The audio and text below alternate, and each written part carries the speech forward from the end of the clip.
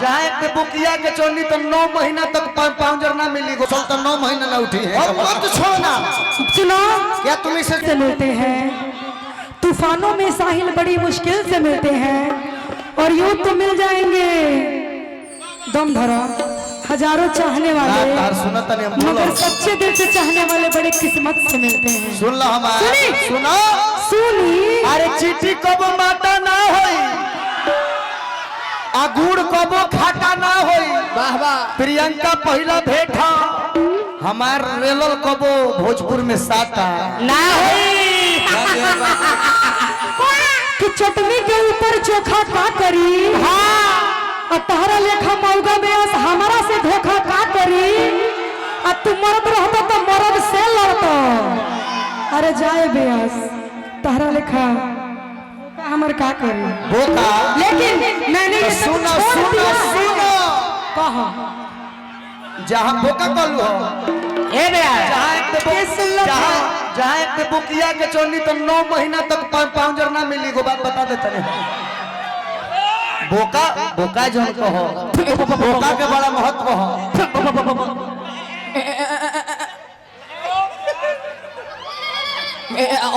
सुनो पहले बोले देखो हम बोल ले। अच्छा ना तू कहू के दबावो तड़े ए बेस हम ओए कोई याद कोई दे रहो। हेलो हेलो हेलो हेलो ये कुल हम छोड़ देले बानी है ना हल्का सा भैया काहे छोड़ देले बोल धर ए घरी सत धर ना ना ए प्रियंका धर तू ना धरो हम तारा धर ही खती आए हम तोहरे धरे खती आइल बनिया तू धर तो हम बहुत सुनिए सीधा साधा धनंजयया के देखने के रेले बड़ी रेला है जादू जले फरिया डबल मैक देतनी ओकर बात बोली ना तू गावा यार ए घरी संत आदमी हो। आ तू गइबू तू गावा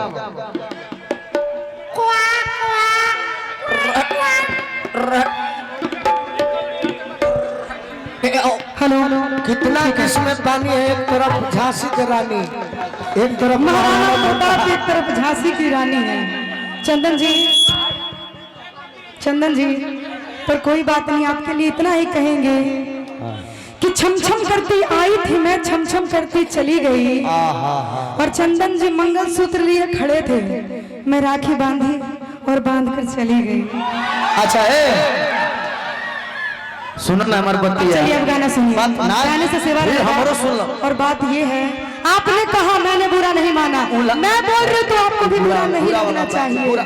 सुनिए बुरा वाला बात सुनिए ये बुरा वाला बात सुनिए सुने क्या बैठल तमाम यूट्यूबर जाना तड़े कि हमारे हीरोइन तो मिल गई बिया हमार हीरोइन मिल गई बिया तो हमारो हीरो इंतजार करत होई हमार भैया को जन रे पगली दिलवा टूट जाई।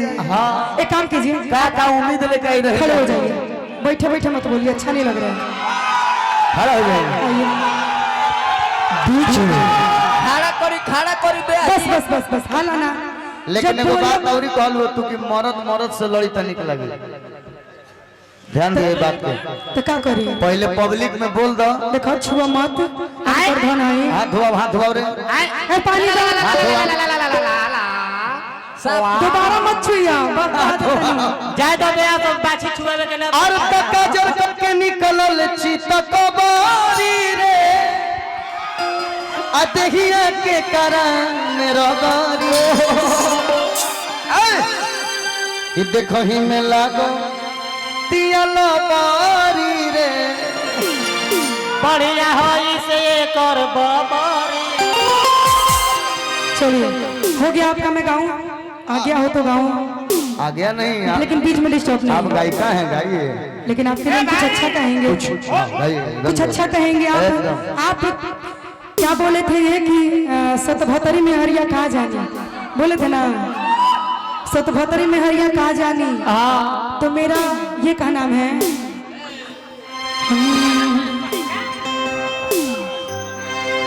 बोल रहे हो ना जवाब दी हो व्यास की भाषा में कहा लगे ना लेकिन ये कोई ना करेंगे हम छोड़ देंगे और आइए हाँ अब जरा भी होई वही नु रेली हम का कोई गांव में तारा भी तो रेल दिया ना ढेर छुआ तो रेल दे बाऊ का कर बोलने दीजिएगा। गावा ना माइक हटा के कोनो चीज मत बोलो, डायरेक्ट बोलो। सही बात बा। हम धनंजय धड़कन ना है, मिला लिया बात के। हेलो कि लाल लाल अखियां तोहर भाई अरे मरल बड़ कदेस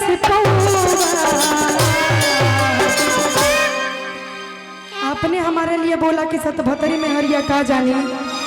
सतभतरी में हरिया कहती है सुनो कि ना ना पहले मन चस्कावल जाला, हलाल करने से पहले मन चस्काया जाता है। Thank you so much. कृपया दूरी बनाए रखे। देखिए गोलू जी ब्याह शादी करे के भाई कुलना कि लाल लाल अखियां तोहर भाई अरे मरल बड़ कदेस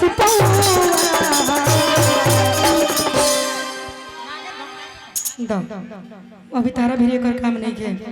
इनकर इज्जत आबरू ढके के है।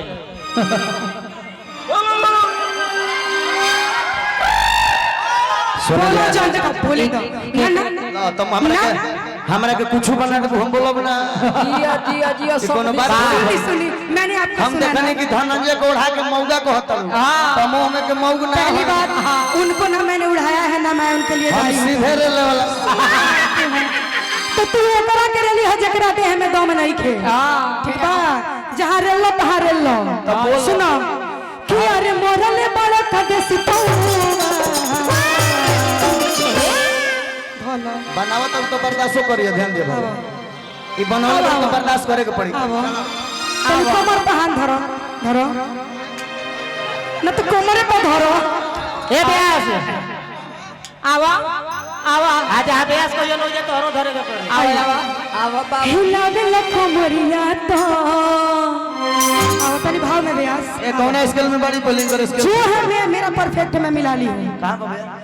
हिलावे लखो मरिया तो हिलेला अरे राजा हो पूरा गवा। ओ वाह वाह ठीक बा यही पर लाजवाब उतर हो। रोवा से तो भतरी कह देनी। और हम कुछ कहीं के कोई ना, ना, पहले गाल कि लाल लाल अखियां तोहर भाई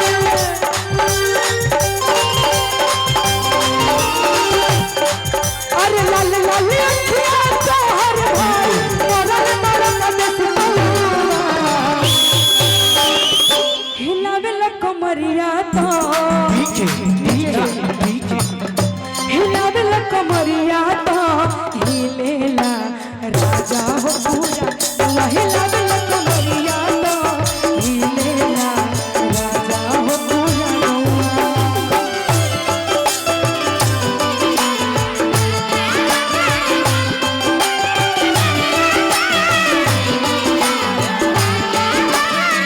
इसके आगे जो लाइन है ये गोलू जी के लिए है और आपके लिए भी है, सुनिएगा। अरे एगो के तो बर्दाश्त ना ना बर्दाश्त हो गई सकान बा और खाड़ हो सकान बा सुनो दिक्कत हो जाई। नानी होई सुनो कि पिन्हले बाड़ा धोती कुर्ता मारल सबके जान हो।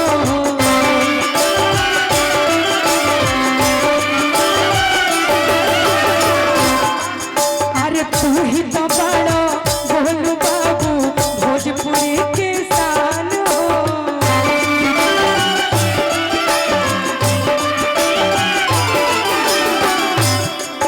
अरे पिन्हले बाड़ा धोती कुर्ता मारल सबके जान हो।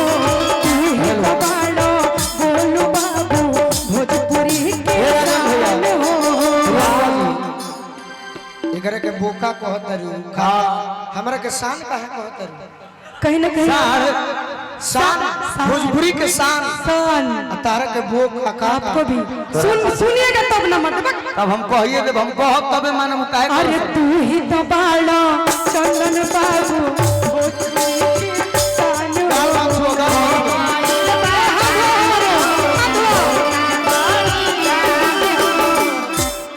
धोती कुर्ता अच्छा लगता है आप में भी। भोजपुरी के आइए शान तोरा कि के पिन्हले बाड़ा धोती कुर्ता मारल सबके जान हो।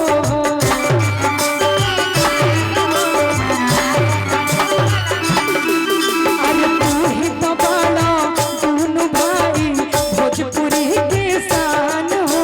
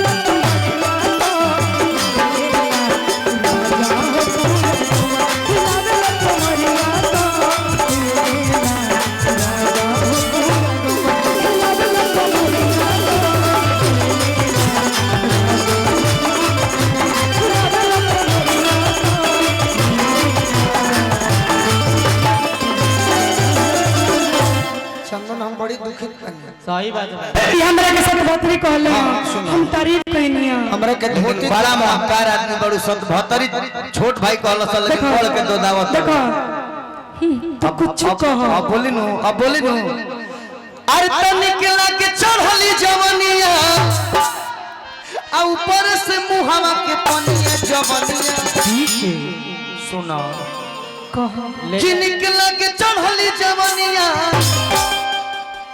अरे ऊपर से मुहावा के पनिया जवनिया कि जवनिया अरे बाटए धानी अनलई कवन के डाटए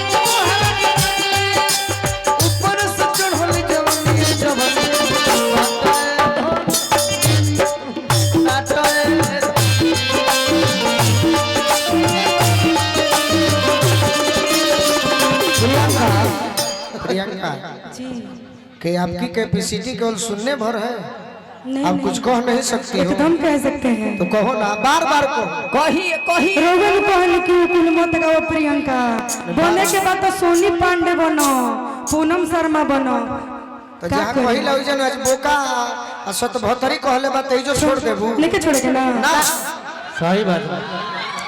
मेरे लगाई भाई के गो मच्छी नाचे वाह सुनिएगा बड़ा दर्दनाक कुछ दूर पहले ये जब पचरा गा रहे थे छोड़ना मत प्रियंका छपरा इसे। जिला का छाप बता रहे थे ना ऐसे सर पे रख के ऐसे रखे थे ना और ऐसे रखने के बाद ऐसे मार लिए थे खाली एक्टिंग खाती एक्टिंग खाती बाकी अगर ओरिजिनल जो हम तो है हम हल्का सा आवाज उठा दीजिए इसका छोड़ना मत ना प्रियंका ना रे सत भतरी कहले बा। रेलेंगे इस कदर के भटकोगे उम्र भर हक तो भटकोगे कुछ ना कहलू बिकी तिवारी के इज्जत चल जाएगी तनी आवाज उठा गाने से गाने से बात है। हम तो जाननी की बिकी बम बनवले बड़े छुरछुरियो नहीं थे तो वह तो कहा था कि रेलेंगे इस कदर कि भटकोगे उम्र भर और सुनो सुनो तनी सा आवाज उठा के रखिएगा इसका कि ओढ़ के गो मच्छी नाचे कि लोग दांते अंगुरी काटे कि मरद होई अरे छाता लागता